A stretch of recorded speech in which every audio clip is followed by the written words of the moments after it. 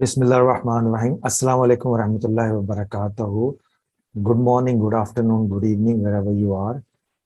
Keep smiling and keep moving. This is نعیم مشتاق ہے, آپ کا خادم, آپ کا ہوسٹ.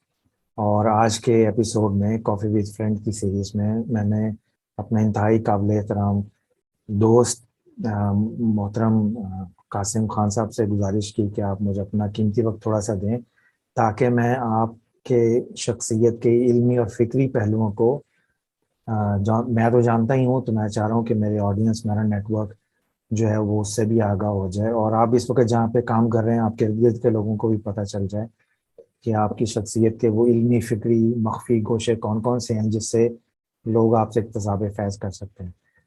تو اس سلسلے میں ویری تھینکفل قاسم بھائی جان کہ آپ ہمارے شو میں تشریف لائے. ٹھیک ہے نا. تو ہمارے ہاں میری جو کیٹیگری ہوتی ہے مزاح میں کہتا ہوں کہ ہمارے ہاں میرے اس پروگرام کی 3 کیٹیگریز ہیں: چھوٹے بھائی جان, بڑے بھائی جان, اور پھر خاص و خاص کیٹیگری. تو خاص و خاص کیٹیگری میں تو کل ایک ڈاکٹر حسن کا میں نے کیا تھا, پھر آگے کچھ اور انٹرویوز پلان ہے. آپ کو میں نے آپ کے مرتبے اور رتبے کے مطابق میں نے بڑے بھائی جان والی کیٹیگری میں رکھا ہے.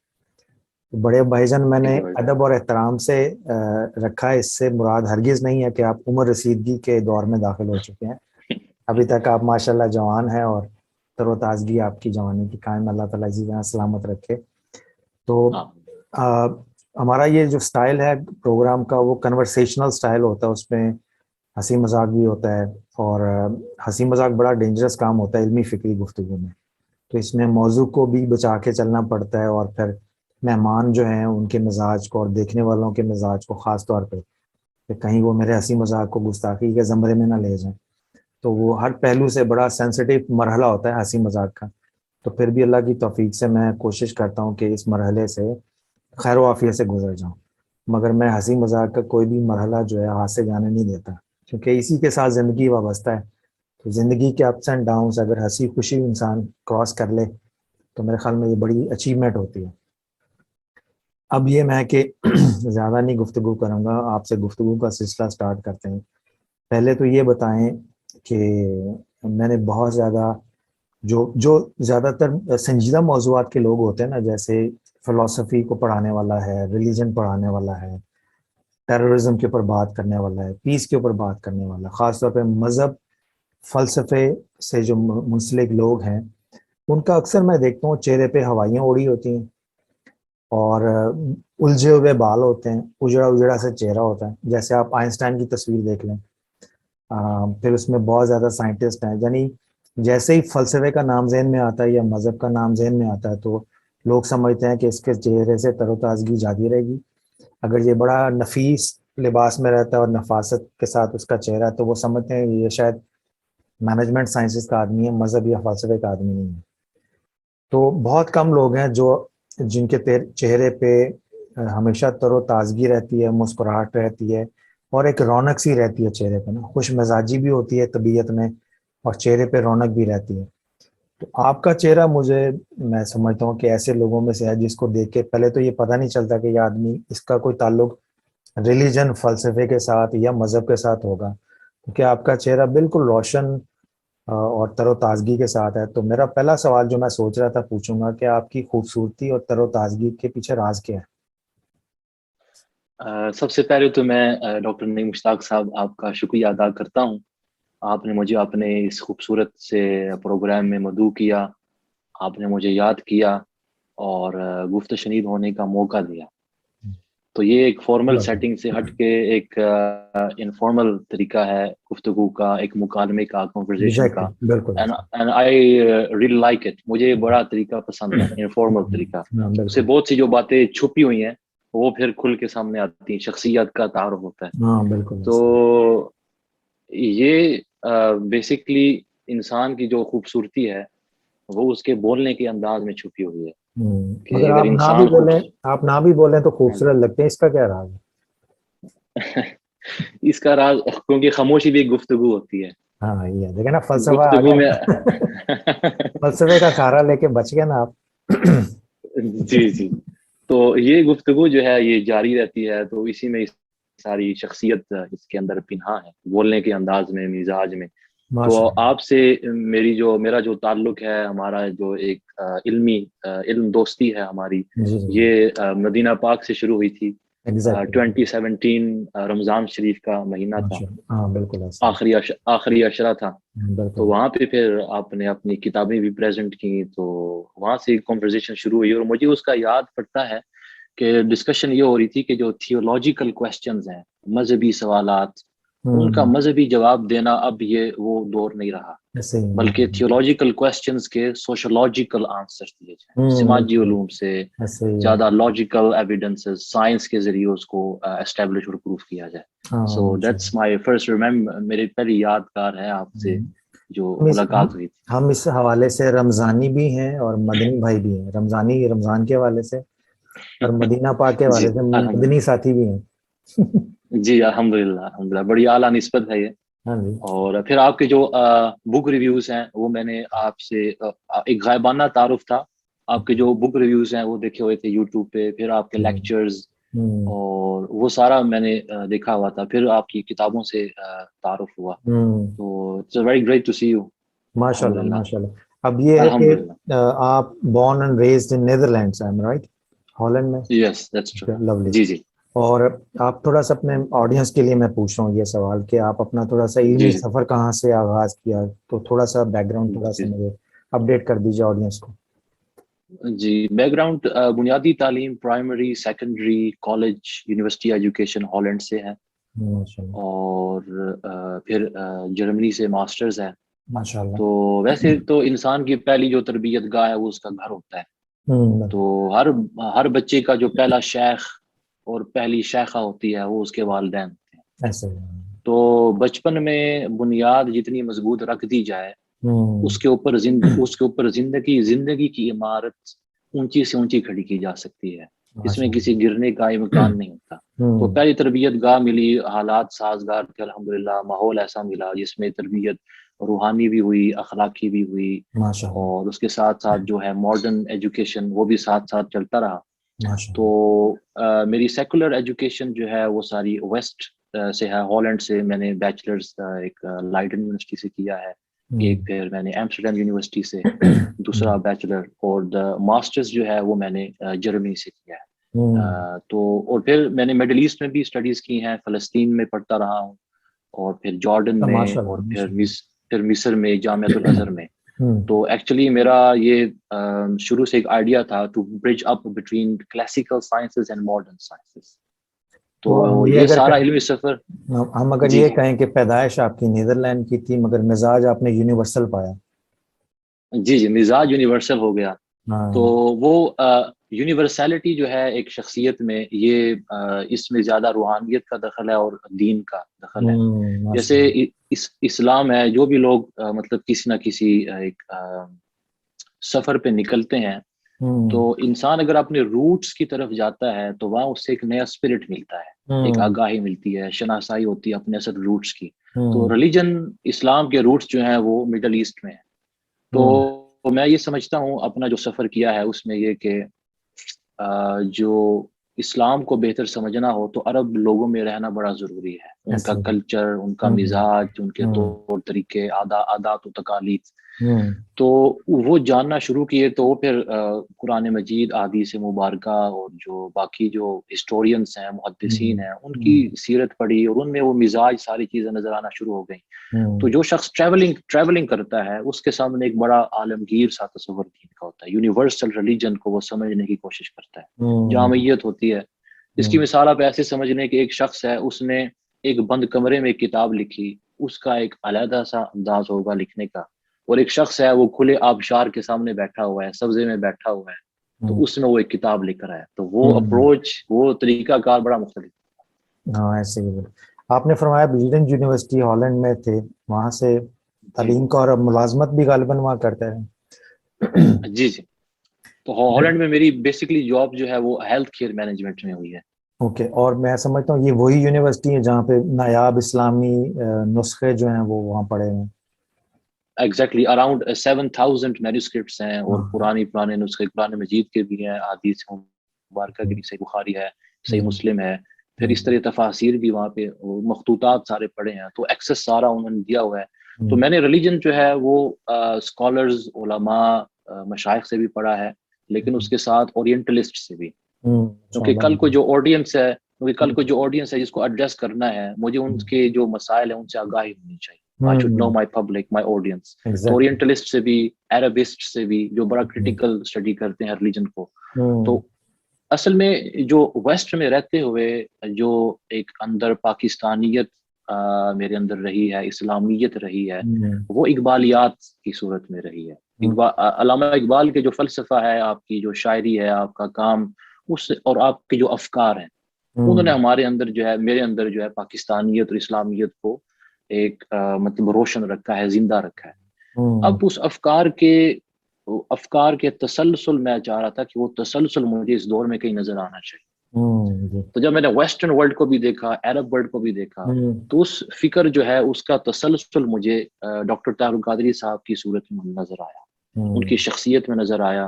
اور جیسے وہ برج اپ کرتے ہیں، کلاسیکل ان کی ایجوکیشن بھی ہے، ماڈرن ایجوکیشن بھی ہے، تو ساروں کو ایک ساتھ لے کے چلتے ہیں. اور مڈل ایسٹ میں تو میرے اساتذہ ایسے تھے جو ڈاکٹر طاہر القادری صاحب کے شاگرد تھے. تو وہ میرے عرب ورلڈ کے طریق سے ڈاکٹر طاہر القادری صاحب میرے دادا استاد بنے. اور ویسٹرن اکیڈیمیا میں، یونیورسٹیز میں ان کا جو لٹریچر ہے، اسپیشلی پیس اسٹڈیز پہ، وہ وہاں پہ پڑھایا جاتا ہے، کوریکولم کا حصہ ہے، سلیبس کا حصہ ہے. ویسٹرن اکیڈیمیا ان کو اپریشیٹ کرتے ہیں، اینڈ دے ریلی ان کو ایک بڑا ایک عزت کا مقام دیتے ہیں. سو یہ مطلب جب اسلام کا کام ہوگا تو یونیورسل ہی ایکسیپٹیبل ہوگا اس لوگوں میں.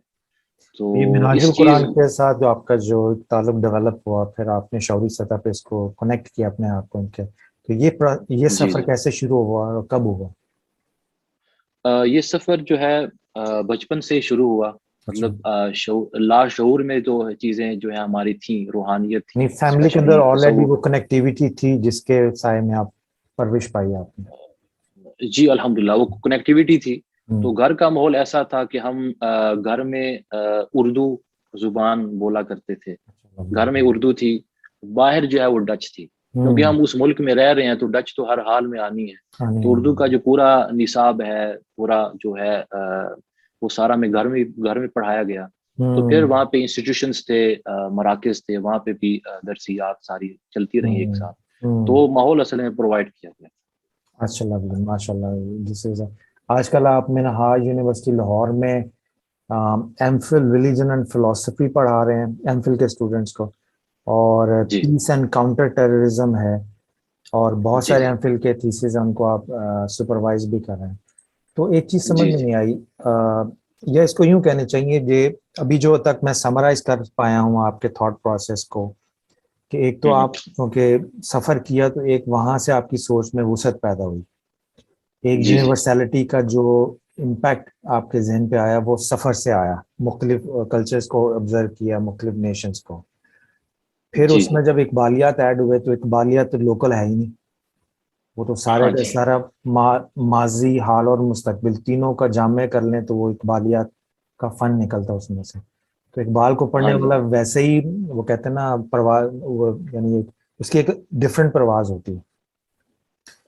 وہ رہتا ہے لوکیلٹی میں ہے، مگر وہ تھاٹ پروسیس کا سارا یونیورسل ہوتا ہے. تو دوسرا امپیکٹ آپ کو اقبالیات سے ہوگا، تو وہ سوچ میں اور زیادہ وسعت پیدا ہو گئی. اور پھر آپ منہاج القرآن میں جب آپ اٹیچ ہوئے تو منہاج القرآن کا تو کہہ لیجیے جو ڈسٹنکشن ہے یا کہتے ہیں امتیازی خصوصیت ہے کہ وہ اس کی فاؤنڈیشن تو ایک لوکل انوائرمنٹ میں ہوئی ہے، مگر اس کی پرواز اور اس کا جو کام ہے وہ ہمہ گیر اور ہمہ جہت ہے، یونیورسلٹی کے ساتھ ہے. تو آپ کو جب ہمہ جہت ہر ڈائریکشن سے یونیورسلٹی فیڈ ہوئی ہے تو اس میں پھر لوکیلٹی رہتی نہیں. انسان بے شک نیدرلینڈ میں پیدا ہوا ہے، پاکستان میں رہے، عرب میں رہے، وہ پھر ساری کائنات کو ایک ٹوٹیلٹی کی شکل میں دیکھتا ہے. تو جب آپ ٹوٹیلٹی کو دیکھتے ہیں اور لوکیلٹی میں رہتے ہیں تو یہ جو بعض کا اپ اینڈ ڈاؤن کا بیلنس ہے، اس کو کیسے مینیج رکھتے ہیں زندگی میں؟ بعض کا لوگ اپنے سوالات کے ذریعے یا نصاب کے ذریعے آپ کو علاقائیت کی طرف کھینچتے ہیں نا، مگر آپ اسی نصاب سے انٹرپریٹیشن کر کے ان کو یونیورسلٹی کی طرف پل کرتے ہیں. تو یہ پش اور پل کا جو پروسیس ہے ایجوکیشن کے اندر بھی، آپ چونکہ پڑھاتے بھی ہیں تو آپ دیکھیں اسٹوڈنٹ جو ہیں وہ لوکل میں رہتے ہوئے ان کے کویشچن بھی لوکل ہیں, وہ اپنی لوکیلٹی سے باہر نہیں نکلتے, اور آپ نے اس کو لوکیلٹی سے نکال کے اس کو یونیورسل تھاٹ پروسیس کا حصہ بنانا ہے. تو یہ جو چیلنج ہے اپنی ذات کے لیے بھی اور دوسروں کے لیے, اس کو کیسے مینج کرتے ہیں آپ؟ اس میں یہ بڑا عام سوال ہے. اس میں یہ ایک بڑا چیلنج بھی ہے اکثر لیکچررز کے لیے, اساتذہ کے لیے. تو اس میں اب چونکہ دنیا گلوبل ویلیج بن چکی ہے, تو جو شخص جو شخص سفر کرتا ہے, آدھا علم جو ہے وہ سفر میں, اور جتنی لینگویجز آپ جانتے ہیں اتنے پھر ثقافتیں بھی آپ جانتے ہیں. علم میں دو طرح کا سفر ہوتا ہے, انگریزی والا بھی اور اردو والا بھی. ہاں جی. میں نے صرف یہ آپ بھی کے ساتھ جملے ساتھ کو وضاحت کر دیا کہ اس سے دونوں سفر مراد ہیں. جی بالکل. تو یہ سفر ساتھ رہنا چاہیے. ایک بیسک جو لینگویج ہوتی ہے اس سے جو ہے آپ ثقافت سے ایک شناسائی ہوتی ہے, لوگوں سے متعارف ہوتے ہیں, شخصیات سے ہوتے ہیں. تو بیسکلی اب دنیا گلوبل ویلیج بن چکی ہے. اب اسٹوڈنٹس, اب ایک لیکچر کا کام ہے کہ اسٹوڈنٹ کو ایک سلیقہ سکھائے. بیسکلی آداب زندگی تو ایک بہت بڑا ٹاپک ہے, لیکن جو بچے ہیں وہ آداب علم سے بھی واقف نہیں, اور وہ آداب علم سے واقف اس لیے نہیں کیونکہ ان کی تربیت نہیں کی گئی, اور ہر کوئی دوسرے پہ ڈال رہا ہے کہ اس کی ذمہ داری بنتی کہ تربیت کرے. تو بیسکلی جو تربیت ہے اس کی بڑی توجہ دلانے کی ضرورت ہے. اس میں ایک سلیقہ ہے, علم حاصل کرنے کا سلیقہ, ایک ڈنگ. تو ایز اے لیکچرر میں چیزیں آبزرو کرتا رہتا ہوں, اور ان کو جو کچھ تھوڑا بہت حاصل کیا میں نے اس علمی سفر میں, اور یہ جاری رہنا چاہیے اور جاری رہے گا انشاءاللہ, کہ اسٹوڈنٹس جو ہیں وہ ان کو کچھ نہ کچھ پروفیشنل سکلز دے دیے جائیں, کچھ نہ کچھ تھنکنگ سکلز دے دیے جائیں, کہ وہ ان کو ایک ایسا مطلب سبجیکٹ, ایک ایسی تھاٹ پڑھائی جائے جس سے وہ سوچنے پہ مجبور ہو جائیں, اور وہ زیادہ اپنا ڈگری کو حاصل کرنا وہ اپنا مقصد نہ بنائے, بلکہ اس سے بڑھ کے کہ قابلیت انسان میں کتنی آتی ہے. یعنی اس میں ان میں یہ چیز ڈالنا مقصد ہے کہ جب انسان کو یہ احساس ہو جائے اس نے کچھ حاصل کر لیا ہے, تو وہاں سے اس کی ترقی ختم ہو جاتی ہے اور تنزلی شروع ہو جاتی ہے. تو بعض اوقات یہ احساس آنا کہ میں نے کچھ حاصل کر لیا ہے, تو وہاں سے وہ سفر جو ہے نا اس میں کہیں نہ کہیں رکاوٹ آ جاتی ہے. اسی جواب سے آپ کا میں ایک اور سوال اخذ کرتے ہوئے, اب چونکہ ہم طالب علموں کی بات کر رہے ہیں کہ ان کو کیسے لرن کرنا چاہیے, یا اساتذہ کو کہ how to teach them to think, تو آپ نے اپنے علمی سفر کے دوران, جو آپ کا اپنا علمی سفر تھا, آپ کے اپنے, میں اگر یہ کہوں کہ کون کون سی ایسی باتیں تھیں جو سیکھیں, جو آج کے اسٹوڈنٹس کو اگر آپ ڈسکلوز کریں تو اس کا اپنا لرننگ پروسیس بڑا اچھا ہو جائے؟ اس میں اسپیشلی جو ہے کہ علم دوستی جو ہے, کتاب دوستی کیسے کرنی ہے. مطلب اگر آپ نے کتاب کو پڑھنا بھی ہے تو اس کے پڑھنے کا طریقہ کیا ہونا چاہیے. جب آپ یعنی ایک تعلق قائم ہوتا ہے سلام دعا سے, پرسن ٹو پرسن بھی سلام دعا سے تعلق قائم ہوتا ہے, تو کتاب سے بھی ایک ایسا تعلق ہوتا ہے انسان کا. تو اس میں بھی پھر بعض ایسے ہیں جو کتابوں کو صرف اپنی بک شیلف کی زینت بنانا پسند کرتے ہیں اور اسی پہ ہی فخر کرتے ہیں, اور ان میں سے پھر ایک طبقہ ہوتا ہے جو جیسے میں نے نہیں, آپ تو صاحب علم میں, آپ پڑھتے بھی آپ تو رائٹر بھی ہیں ماشاءاللہ. میں نے امپریشن ڈالنے کے لیے رکھی ہے, نلائق آدمی نے, مجھے پتا ہے کہ میں امپریشن سے گزارا کرنا ہے. یہ تو ایک کسر نفسی کی آپ بات کر رہے ہیں, لیکن یہ آپ کی ہمبلنس ہے. لیکن اس میں جو ہے کہ اس کو پڑھنا, اسے کچھ حاصل کرنا اور آگے منتقل کرنا. تو کتاب دوستی جو ہے, علم دوستی, اس طرف انسان یعنی اس کو اس قابل بنانا کہ وہ بڑی کتابوں کی تو ہم بات نہیں کرتے, ان کو جسٹ کچھ ایسے پیراگرافس, کچھ ٹیکسٹ دے دیے جاتے ہیں جن سے وہ ان کو پڑھنے کا ان کو ایک سلیقہ آ جائے کہ انہوں نے پھر سوچنا کیسے ہے, اپنا مزاج کیسے بنانا ہے. اور یہ جو حصول ہے علم کا, اس میں جلد بازی نہ ہو, کیونکہ the thing is کہ ایک ہے تعلیم اور ایک ہے تربیت. علم ہوتا ہے ٹرانسفر کرنا, ٹرانسفر آف نالج, اور تربیت ہوتی ہے, تربیت ہے ٹرانسفارمیشن. جب علم حاصل کرتے ہوئے شخصیت بدل جائے تو اس کو ٹرانسفارمیشن کہتے ہیں, وہ تربیت ہوتی ہے. تو تربیت کا اثر پھر ہوتا ہے, تو تربیت پہلے بھی رہتی ہے اور بعد میں بھی رہتی ہے. नॉलेज ट्रांसफर से ट्रांसफॉर्मेशन तक जाना है. हाँ, तो हम ये कह सकते हैं कि knowledge without transformation is just bundle of information, nothing else. Yes exactly, इस बंडल ऑफ इंफॉर्मेशन, उसके साथ कोई आपको बस आपने एक बोझ लादा हुआ है और जैसे कुरान पाक दिखावे में का है ना, वो. कुरान पाक की गधे ने किताबें ला दी हैं यार. हम में से बहुत सारे हाँ लोग जी, हैं जो रेफरेंस कोड करने को इल्म समझते हैं, हाँ जी, एग्जैक्टली एग्जैक्टली. रेफरेंस के इस्तेमाल का नहीं पता होगा कि कहाँ यूज करना है. जी जी जी. हाँ, तो जो आपका वो जो, चीजें, हाँ जी, जी सॉरी बात की हाँ जी, हाँ उसमें वो बाज लोग जोड़ने का काम नहीं करते, जड़ने का काम करते एग्जैक्टली, बहुत खूबसूरत था. दोबारा कहेंगे ये जुमला? हैं. बाज लोग जोड़ने का काम नहीं करते, जड़ने का करते हैं. हाँ, ये देखो ना, वो चीजें, ये जोड़ना. ये प्रैक्टिकल एक्सपीरियंस है. बात जुमले हाँ जी, पढ़ने से नहीं आते, जिंदगी गुजारें तो समझ आते हैं, फिर वो खुद ब खुद इंसान लफ्जों को, जुमलों को तरतीब दे के नई नई हकीकतें समझाने के काबिल हो जाता है. ये बताएं, एग्जैक्टली. आपको ये जी जी. तहकीक का जो जौक है, एक होता है हाँ जी, तहकीक की तरबियत एक जी स्किल के जी, तौर पे, और एक जी जी. होती है तहकीक तबीयत के तौर पे. तो तबीयत हाँ अगर जी, हो तो स्किल्स होने पे सुहागा है, और अगर हाँ जी, जौक जौक ना हो तो स्किल सिर्फ एक टूल रह जाता है. वो बिल्कुल. कोई जरूरी नहीं कि जी जी, अच्छी तरह कोई इस्तेमाल, कारीगर कारीगर में फर्क होता है. तो आपका जो तहकीक का जौक था स्किल से पहले, वो कैसे डेवलप जी हुआ? जी. वो डेवलप हुआ बुक रीडिंग से. अच्छा. मैंने कहीं ना कहीं बुक रीडिंग जो है उसका आगाज किया, और ये माहौल घर से चूंकि मिला था, हम्म. वालिदैन ने पूरा माहौल दिया, तो उससे जब मैं थोड़ा, बच्चे जो अपनी बुक रीडिंग करते हैं, तो मेरा था इल्म को महफूज करना. लवली. अच्छा. जब मैंने पढ़ना शुरू किया, फिर मैंने सोचा कि मैं लिख लूं, इल्म को कैद कर लूं, हम्म. एक किताब की सूरत में उसको कैद करना. तो हाँ. जब कैद करना शुरू किया, तो फिर मैंने सोचा, कुछ अरसा गुजरा, जब प्रोसेस ट्रेसिंग की, तो मैंने सोचा अब इसके हवाले कहाँ है.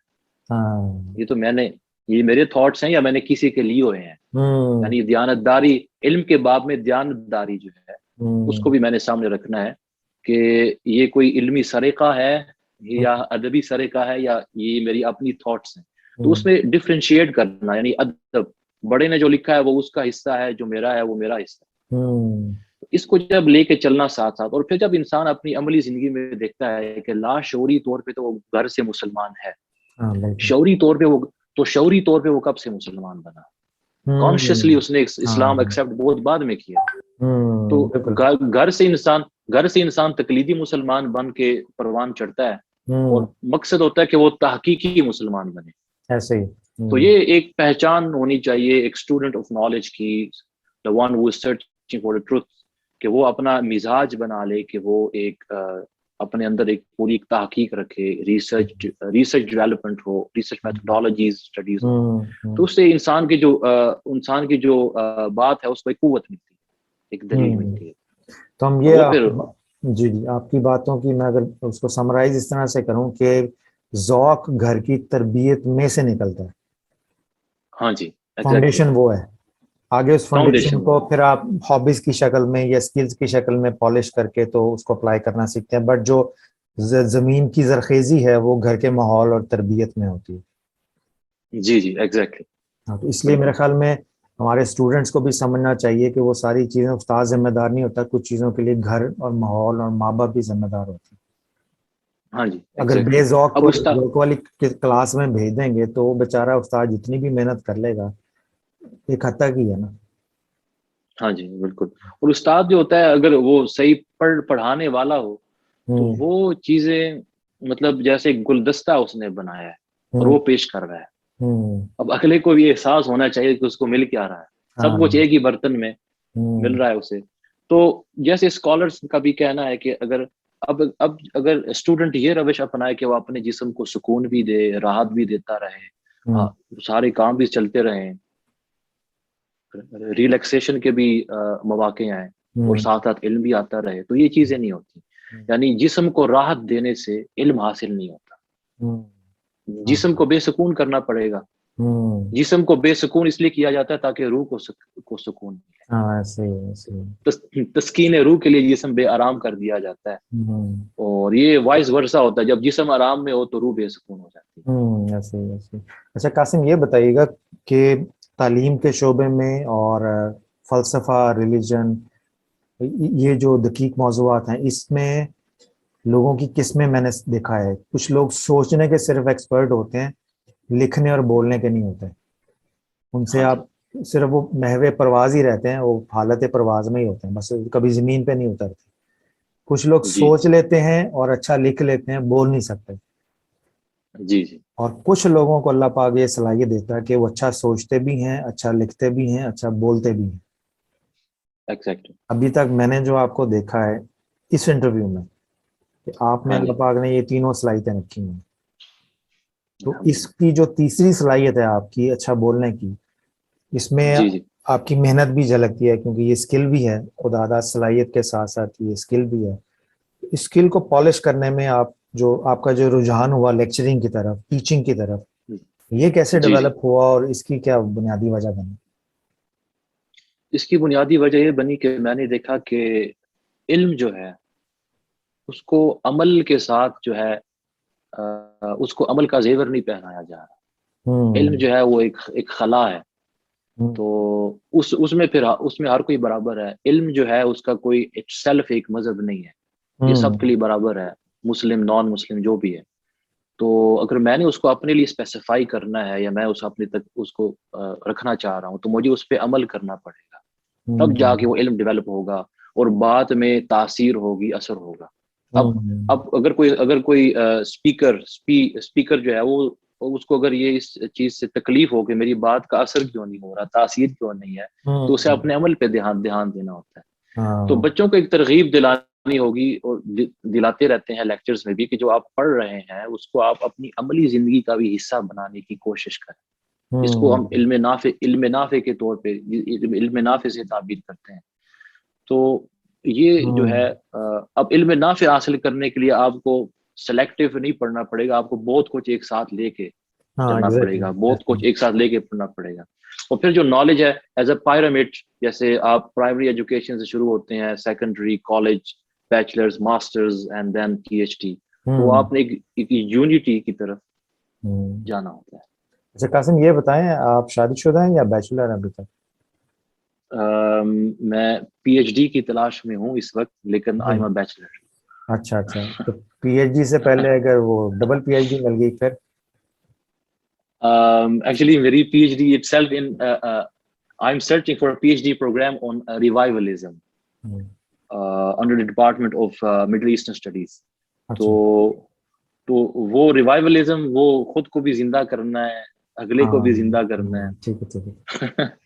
So I want to bridge. ہاں نہیں، وہ میں نے اس لیے پوچھا تھا. آپ شادی شدہ اگر نہیں ہے تو پھر اپنی نظر اتار لیجیے گا، کیونکہ ابھی تک جو پروگرام ابھی تک دیکھا ہے اس میں جس نے لگانی ہوگی لگ چکی ہوگی. پروگرام کے بعد اپنی نظر ضرور اتار لیجیے گا. اچھا یہ بتائیں، آپ ریلیجن بھی ٹیچ کرتے ہیں، تو آپ کے نزدیک مذاہب عالم کا کانسیپٹ کیا ہے؟ How do you? ہاں اسپیشلی اس ایرا میں 21st سینچری میں ہم جب مذاہب کو دیکھتے ہیں تو اگر ہر کوئی یہ سمجھے ہی از انٹرفیتھ ہارمونی کی بات کی جائے اور انٹرنیشنل آڈینس کو اگر ایڈریس کیا جائے، لوکل سے تو ہم ہٹ گئے ہیں. جیسے آپ نے بھی فرمایا کہ لوکیلٹی سے ہٹ کے ہم نے یونیورسلٹی کی طرف جانا ہے. تو اگر یونیورسلٹی کی طرف جائیں، انٹرنیشنل آڈینس کو دیکھیں، تو اس میں جب مذاہب کی بات آتی ہے تو ایک کامن نیریٹو ہمیشہ ہونا چاہیے، مشترک اعلامیہ جو ہے، مشترکہ اعلامیہ، کامن نیریٹو، بیانیہ ہونا چاہیے. تو اس میں مذاہب کی جو عالمگیر جو مجموعی طور پہ حیثیت ہے، وہ میں یہ سمجھتا ہوں کہ اگر اسلام کے روح سے اس کو اسٹڈی کر لیا جائے تو ہر خطے کی طرف جو ہے انبیاء کرام بھیجے گئے ہیں. تو صرف مڈل ایسٹ اس میں نہیں ہے.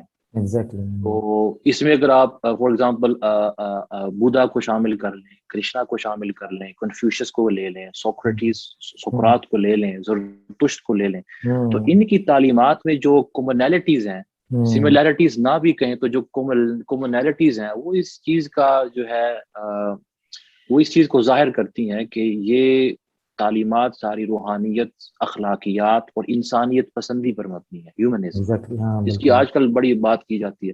تو یہ کامنالٹیز ہیں تمام تر مذاہب میں، وہ یہ مشترک چیزیں ہیں پائی جاتی ہیں بہت سے مذاہب میں. تو انٹرفیتھ ہارمونی کی بات کی جائے تو اس چیز پہ انسان ضد نہ کرے کہ وہ ہر ایک پہ حاکم بن جائے کہ میری نجات ہے آپ کی نجات نہیں ہے. تو اگر ان چیزوں کو ہم لے کے بیٹھ جائیں تو انٹرفیتھ ہارمنی کی ضرورت نہیں ہے. مجھ سے کسی نے سوال کیا تھا کہ کرسچنز کے ساتھ کیا ہوگا قیامت کے اور جو کے ساتھ کیا ہوگا اور باقیوں کے ساتھ کیا ہوگا. تو میں نے ان سے یہ کہا تھا انٹرفیتھ ہارمنی کی اگر بات کی جائے ہر ایک کو یہ پتا ہے کہ اس کا جو مذہب ہے وہ اس کو نجات کی طرف لے جانے والا ہے. یہ تو ہر ایک کو پتا ہے. لیکن جب انٹرفیتھ ہارمنی کی بات کی جائے تو اس میں یہ کہا جا سکتا ہے کہ اگر ڈے آف ججمنٹ میں بلیو ہے کسی کا تو کرسچنز کا میٹر جو ہے وہ عیسیٰ علیہ السلام کے سپرد ہے. وہ ان کی شفاعت کریں یا نہ کریں ان کا میٹر ہے اکارڈنگ ٹو کرسچن تھیولوجی. یہودیوں کا جو میٹر ہے وہ موسیٰ علیہ السلام کے سپرد ہے. اسی طرح آپ بدھسٹ کو لے لیں وہ بودھا کے سپرد ہے. ہندوؤں کا میٹر کرشنا کے سپرد ہے ایٹسیٹرا ایٹسیٹرا. اور جو مسلمان کا جو معاملہ ہے وہ پیغمبر نبی علیہ الصلوۃ والسلام کے سپرد.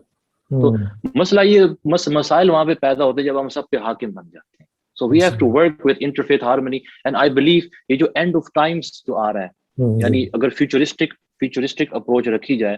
اکثر مسلمان جو ہے جو زوال کا شکار رہے ہیں وہ صرف ماضی میں گم رہتے تھے آگے کا نہیں سوچتے تھے. تو futuristic approach اگر رکھی جائے تو end of times کو سامنے رکھیں تو I believe کہ عیسیٰ علیہ السلام کا جو آنا ہے تشریف لانا ہے he will work on interfaith harmony. And امام مہدی علیہ السلام کا تشریف لانا جو ہے وہ انٹرا فیتھ ہارمنی پہ کام کرے. سو بین المسالک ہم آہنگی حضرت امام مہدی علیہ السلام اور حضرت عیسیٰ علیہ السلام جو ہے وہ بین المذاہب ہم آہنگی پہ. تو اب مقابلے میں جو ہوں گے وہ فرقے ہوں گے. آپ کہہ لیں ایک طرف توحید کا نظام ہوگا توحید کا وحدت کا اور مقابلے میں الہادی نظام ہوگا تو وہ دجال کا پورا ایک نظام ہوگا. تو اس طرف جو ہے دنیا جا رہی ہے بائی دا اینڈ. ایک یونیپولر ورلڈ تو بن جائے گا بائی دا اینڈ. اب ملٹی پولر ہے. ہاں ایگزیکٹلی. اب یہ بتائیے کہ یہ چونکہ انٹرفیتھ میں کامنالٹی کی بات کی ہم نے تو کامنالٹی کا جو مین فوکس ہے وہ ہے پیس. اور آپ نے پیس اینڈ کاؤنٹر ٹیررزم آج کل پڑھا بھی رہے ہیں اور وہ تو اس میں آپ کا جو رجحان تھا اس میں جو کنٹریبیوشن ہے وہ کیا ہے ابھی تک؟ ایک کوشش ہے کنٹریبیوشن کی. تو پیس اینڈ کاؤنٹر ٹیررزم وقت کی بڑی اہم ضرورت ہے. پہلے یہ گورنمنٹ سینٹرڈ موضوعات ہوا کرتے تھے اب یہ پبلک سینٹرڈ موضوعات ہو چکے ہیں. اس لیے انسٹیٹیوشنز بھی اپنے نام پیس اینڈ جیسے منہاج یونیورسٹی ہے is a first institution of its kind جہاں پہ پیس اینڈ کاؤنٹر ٹیررزم پڑھایا جا رہا ہے. تو اس میں بیسکلی جو لوگ دہشت گردی کی زد میں ہے انتہا پسندی کی زد میں ہے ان کو اس سے روکنے کی حتی الامکان کوشش جو ہے وہ بڑی ضروری ہے. تو اس میں سوچ تو ڈیولپ لیتی ہے کنزرویٹزم سے. تو وہ جو پہلی لہر جو خیال میں آ جاتی ہے اس کو ادھر ہی روکنا ہے. تو اب اس کو ٹیکل کرنے کے لیے جو ہے پیس اینڈ کاؤنٹر ٹیررزم ایک سائنس وجود میں آئی ہے. اور اس کو آپ اس طرح اگر کہہ لیں کہ دہشت گردوں کی وجہ سے یہ انسٹیٹیوشنز بنے ہیں. دہشت گردوں کی وجہ سے یہ روزگار چل رہا ہے. ایک بھلا کام بھی ہو گیا ان کی وجہ سے. ہاں جی. تو بیسکلی ایکسٹریمزم کو ٹیکل انسٹیٹیوشنلی انٹلیکچوئل طریقے سے کیا جا سکتا ہے. تو اس پہ پاکستان میں جیسے ہم پاکستان میں بیٹھے ہیں تو یہاں پہ بھی ایکسٹریمزم جو ہے اس کا آغاز 70s 80s میں ہوا. اس کی ایک بڑی ایک سیاہ تاریخ ہے. تو حتی الامکان کوشش کی جا رہی کہ تھرو پیس کورکولم ایک نصاب امن ہے. سو I myself I'm working on inter-religious peace curriculum. کیونکہ اب بات آ گئی ہے اب ایک انٹر ریلیجس اپروچ کی ضرورت ہے کہ تمام مذاہب مل کے ایک کامن نیریٹو ان کی ہو on terrorism on peace and counter terrorism. میں آپ کو ایک مثال دیتا ہوں. ثانیہ سیالکوٹ ہوا تو اس میں وہ جو آدمی مارا گیا تھا پریس میں جو کام کرتا تھا پبلشر. اب جو مذہبی طبقات ہیں وہ بھی اف اور بٹس میں بات کر رہے ہیں کوئی کلیئر نہیں. اور جو یہ طبقہ ہے جو مذہبی طبقہ جو کنزرویٹو طبقہ ہے وہ کبھی بھی نفس مسئلہ کو نہیں سمجھا. کھل کے بات نہیں کر رہے. تو مطلب کہیں نہ کہیں سے ان کو سپورٹ بیک کہیں نہ کہیں سے مل رہی ہے، جس وجہ سے وہ خاموش ہیں یا کوئی کھل کے بات نہیں کر رہے. تو اب یہ جو ثانیہ سیالکوٹ ہوا ہے، آئی تھنک اس ثانیہ کے بعد سو کالڈ عاشق رسول اور دہشت گرد ایک ہی شخصیت کے دو عنوان بن چکے ہیں. ایسے ہاں بالکل. کیونکہ مذہب کے نام پہ اب صوفی مسلمز جو تھے، یہ وہ طبقہ تھا جو بچا ہوا تھا ٹیررزم کے اٹیک سے. They were never labeled as terrorists, Sufi Muslims. اب 2011 سے آنورڈ جو ہے صوفی مسلمز جو ہے ان کے اندر ریلیجس ایکسٹریمزم ڈال دی گئی ہے. اور پھر نعرے بازی ہے، نعرے بازی پہ جماعتیں بن جاتی ہیں. اور نعرے بازی جو ہے وہ اب جیسے غلامی رسول میں موت بھی قبول ہے. اب یہ تو غلامی رسول کو موت کی گھاٹ اتارنے والی بات ہے. ایسا نعرہ کیوں نہیں لگایا جاتا کہ غلامی رسول میں زندگی قبول ہے؟ کیونکہ محمدی زندگی گزارے گا انسان تو مومنانہ موت نصیب ہوگی.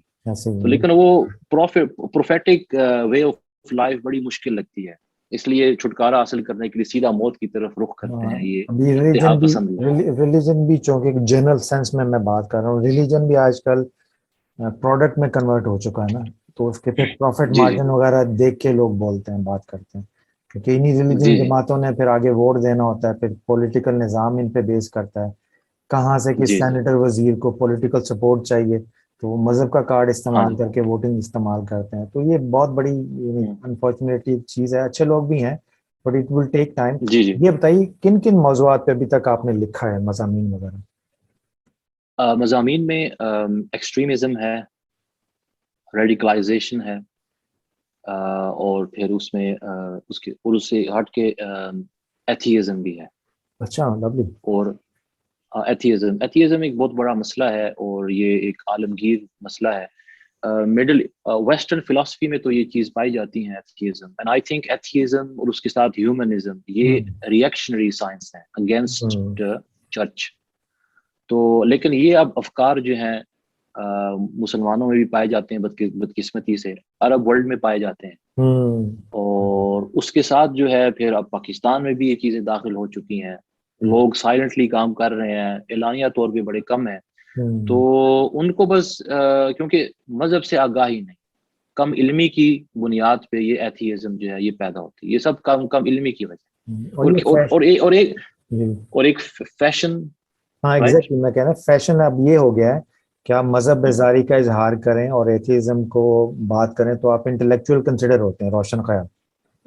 ایگزیکٹلی، اس کو روشن خیالی کا نام دے دی گئی. انلائٹنمنٹ کا مطلب بھی لوگوں کو نہیں پتا کہ اس سے مراد کیا ہے. جی. تو پھر وہ یہ جو اس طرح پھر ایتھیزم کی طرف لوگ رخ کرتے ہیں، اور اس میں یہ پرابلم یہ ایتھیزم کی ہے، they don't believe in a God. تو اگر کسی ایک پہ کو نہیں مانتے مطلب پھر وہ پڑھتے بھی کسی ایک سے نہیں، وہ خود ہی پڑھتے ہیں، خود ہی سب کچھ بن جاتے ہیں، خود ہی فلاسفرز بن جاتے ہیں. ایک چیز میں آپ سے شیئر کروں گا، آپ مجھے کریکٹ کیجیے گا کیونکہ یہ آپ کا سبجیکٹ ہے، میرے ذہن میں ایک امپریشن ہے جہاں تک میرا تحقیق ہے کہ ایتھیزم ہیومنزم کے اوپر بیس کرتا ہے اور یہ ریئیکشن ٹو چرچ وجود میں آیا ہے. تو میجورٹی کے جو ایتھیسٹ ہیں وہ ہیومنزم کو پروموٹ کرتے ہیں، اور ہیومنزم جو ہے وہ مذہب کا ایک سوشل ایسپیکٹ ہے. تو atheism is a reaction in attitude towards the جو چرچ کے کرائم ہیں یا چرچ کی جاتی ہوئی ہیں، انہوں نے اس کو مذہب کے کھاتے میں ڈال کے ہر مذہب کو بین کر دیا اور اس کے مقابلے میں ہیومنزم کو لے آئے. تو ایتھیزم چرچ اتھارٹی کا ریجیکشن ہے، بٹ وہ جو خدمت خلق ہے مذہب کے انڈر اس کو انہوں نے ہیومنزم کا نام دے کے تو اس کو انہوں نے فلسفی کے پلڑے میں ڈال دیا. آپ کی عقل کل جو ہے یعنی یہ آپ یوں کہہ لیجیے یہ ویسٹرنائزڈ ورژن ہے معتزلہ کا. ہاں جی ایسے ہی آپ نے بڑا اچھا نام دیا آپ نے. یس. تو وہ اس حوالے سے میں دیکھتا ہوں کہ ہمارے جو لوگ ہیں ہم چونکہ تھیولوجی پریچ کرتے ہیں ہیومینٹی نہیں، تو ایتھیزم اس کو پھر وہ ایک کلیش کی سچویشن بن جاتی ہے. اگر ہم جو ایتھیسٹ کا مائنڈ سیٹ ہے اگر اس کو پراپرلی انالائز کر کے تو اس کے مائنڈ کے مطابق اس کی ہیومینٹی کے سامنے مذہب کی ہیومینٹی رکھیں تو اس کے پاس انکار کی گنجائش بہت کم رہ جاتی ہے. ہاں جی بالکل. لیکن اب ہیومنزم کو جس طرح پروموٹ کیا جا رہا ہے وہ یہ ہے کہ اب لوگوں نے یا ہیومنزم کو پروموٹ کرنے والے اب جا کے بندہ انسان بنا ہے. حالانکہ انسان انسان پہلے سے تھا, انسانی قدریں پہلے سے تھیں, ہاں انہوں نے بس اجاگر کیا ہے. لیکن یہ ہیومنزم کے لیبل, ہیومنزم کے نام کے پہ جو یہ نئے نئے لاز بن رہے ہیں, قوانین بن رہے ہیں, اب انہوں نے جان بوجھ کے ہیومنزم کا کوئی فاؤنڈر نہیں بنایا. کیونکہ اگر فاؤنڈر ہوتا, اس میں ریسٹرکشنز ہوتی ہیں, رولز ریگولیشنز. ہیومنزم کا اب جو یہ بن چکا ہے مزاج کہ جو میجورٹی فیصلہ کر دے, خواہ وہ پہلے ان ایتھیکل چیز تھی, اب اس کو ایتھیکلائز کر دیا جاتا ہے. تو یہ اس ہیومنزم کے نام پہ جو ہے یہ ایک بڑی خرابی ہو رہی ہے. وہ آپ کی بات بالکل درست ہے. ہمارا جو کہ پروگرام کا فارمیٹ ہے بڑا مختصر ہے, ہمارے پاس وقت بھی کم ہے. اب میں آپ سے گزارش کروں گا, ہم نے بہت ساری باتیں ڈسکس کی ہیں اور سننے والے کے لیے ہماری یہ جو مختصر گفتگو ہے, میں سمجھتا ہوں اس کے لیے بہت سارے روشن دریچے بھی کھولے گی انشاءاللہ. میں چاہوں گا کہ آپ اس کو کنکلوژن کی طرف لے جاتے ہوئے آپ آج کے نوجوان کے لیے کیا پیغام دینا چاہیں گے؟ آپ کا جو ایک یونیورسل ایکسپیرینس ہے, پوری دنیا کو دیکھا, آپ نے مختلف لوگوں کو دیکھا ہے, تو آپ کا پرسیپشن بہت واسٹ ہے نا. تو ہمارا جو لوکل انوائرمنٹ میں رہنے والا نوجوان ہے, جس کے نزدیک یہ لوکیلٹی ہی ساری یونیورسلٹی ہے, جی جی, اس کے لیے آپ کیا پیغام دیں گے؟ آج کے نوجوان کے لیے اور لوکیلٹی کو یونیورسلٹی میں بدلنے کے لیے, آج کے نوجوان کے لیے یہ پیغام ہے, طالب علم کے لیے, کہ وقت جو ہے وہ آگے بڑھتا جا رہا ہے, زندگی آگے بڑھ رہی ہے, تغیر وقت میں تغیر چلتا چلا آ رہا ہے, تغیر. تو وقت کو جو اچھا استعمال کرے گا وہ اچھا بن جائے گا, اور جو وقت کو ضائع کر دے گا وقت اسے ضائع کر دے گا. تو اس میں یہ ہے کہ اگر وقت سے شناسائی انسان کو حاصل ہو جائے اور وہ فیوچرسٹک اپروچ بھی اپنائے اور جو اس وقت موجودہ ہے اس کو بھی ہاتھ میں لے کے رکھے, تو یہ جو عالم ایجاد ہے اس کو اگر سمجھنا ہے تو کسی صاحب ایجاد کی صحبت اختیار کرنی پڑے. کیونکہ اگر صاحب ایجاد کی صحبت نہ ہو تو پھر ایک ہی صحبت ہے, اور وہ شیطان کی صحبت. تو جیسے صاحب ایجاد کی صحبت بڑی ضروری ہے, جیسے علامہ اقبال نے بھی فرمایا کہ جو عالم ایجاد میں ہو صاحب ایجاد, ہر دور میں کرتا ہے طواف اس کا زمانہ. اب صاحب ایجاد بیسیکلی کرتا کیا ہے کہ جہاں پہ انسان باڈی بلڈنگ پہ کام کرتا ہے, جسم کو بناتا ہے, سنوارتا ہے, بناؤ سنگار, ساری چیزیں, یہ سب کام بڑے اچھے ہیں, بڑے ریلی اپریشیٹڈ, بڑے اچھے کام ہیں, باڈی بلڈنگ ایکسیٹرا, بناؤ سنگار. لیکن اس کے ساتھ اسپرٹ بلڈنگ, باڈی بلڈنگ کے ساتھ اسپرٹ بلڈنگ جو ہے نا وہ بڑی ضروری ہے. اب ایک چیز یہ ہے کہ کائنات کی جو وسعتیں ہیں اس تک انسان پہنچ نہیں سکتا. اسپرٹ بلڈنگ کی جو ہے اس میں مدد کیسے ہوگی کہ کائنات جو ہے وہ لامحدود ہے, انسان بڑا محدود ہے. لیکن رب نے انسان کے اندر ایک ایسی چیز ڈال دی ہے جو لامحدود ہے, اور وہ روح ہے. تو صاحب ایجاد کیا کرتا ہے کہ وہ انسان کو اپنی روح سے شناسائی کرواتا ہے تاکہ کائنات کی وسعتوں تک رسائی اسے حاصل ہو جائے. تو لامحدود شے لامحدود کا پتہ دیتی ہے, اور محدود شے محدود شے کا پتہ دیتی ہے. یہ میں کہہ سکتا ہوں آپ کی باتوں سے, میں اخذ جو ابھی نقطہ میرے ذہن میں ہے, آپ اس کا کریڈٹ بھی اس نقطے کا آپ ہی کو جاتا ہے کہ پہلے جو کمیونٹیز تھیں وہ مختلف علاقوں میں بٹی ہوئی تھیں, ایک گلوبل ولیج کی شکل نہیں تھی. تو ہر دور کے لیے کوئی صاحب ایجاد آتا تھا تو اپنی اپنی کمیونٹی کو وہ سیراب کرتا تھا.